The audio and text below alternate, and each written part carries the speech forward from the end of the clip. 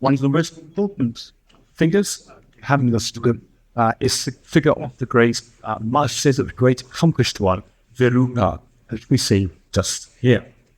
And this figure I took this actually from China, from the first 15th century. It was made in court of the Ming Emperor Yongle. So this is a piece made with, was influenced from Tibetan Buddhism and made as an extremely accomplished object for the Ming Dynasty court. So the details are extraordinary. He sits on an antelope skin. He has this wonderful rotund belly and this very powerful figure. And he's wearing this amazing amount of jewelry.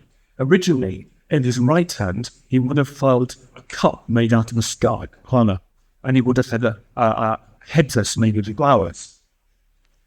So the figure has an interesting story. So Virupa was the abbot of the Buddhist monastery of Barnard, and after a certain time he began to adopt certain unconventional types of behavior as he began to move towards a tantric way.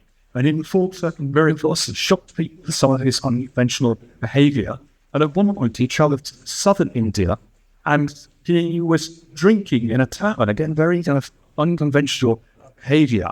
And he was drinking and drinking. And the landlady of the tavern asked him to pay the bill.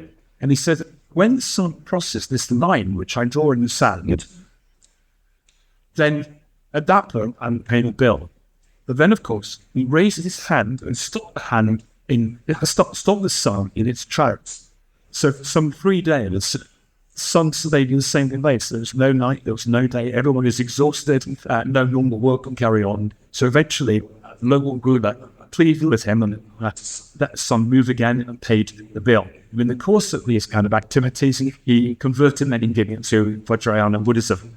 So it's a purposeful use.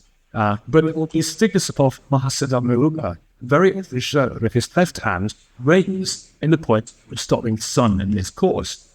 But in this instance, the position is a little odd. There's a reason for that.